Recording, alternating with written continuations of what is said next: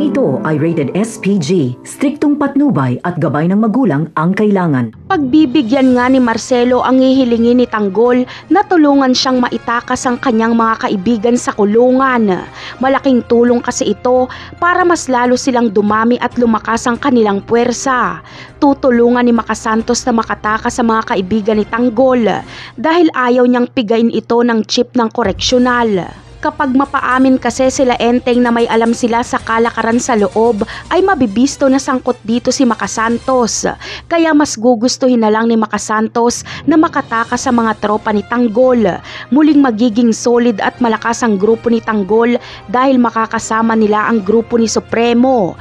At may mataas na tao pa silang sasandalan. Ito ay si Senyor Pacundo. Sa mga susunod na eksena naman ay magsisipuntahan na nga ang lahat sa lamay ni Pablo. Ang mga Montenegro at sila Tanggol at ang kapulisan kasama si Rigor ay magsasama-sama sa iisang lugar. Sabay-sabay silang makikiramay pero maaagapan ang kanilang pagkikita-kita dahil matutunugan agad na may mga pulis kaya agad naaalis ang mga Montenegro at ang mga grupo nila Tanggol. Ngunit ang hindi makakaligtas ay si David dahil makikita at makikilala na siya ni Tinding. Si Tinding kasi ang serbedora ng merienda sa mga nakikiramay.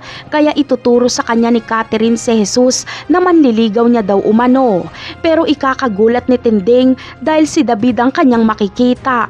Mas pipiliin ni Tinding na hindi magpakita kay David at mag-iimbestiga pa siya kung paanong nangyari ito. Wala nang takas si David sa karma. Napakarami pa nating dapat abangan sa mga susunod na episode.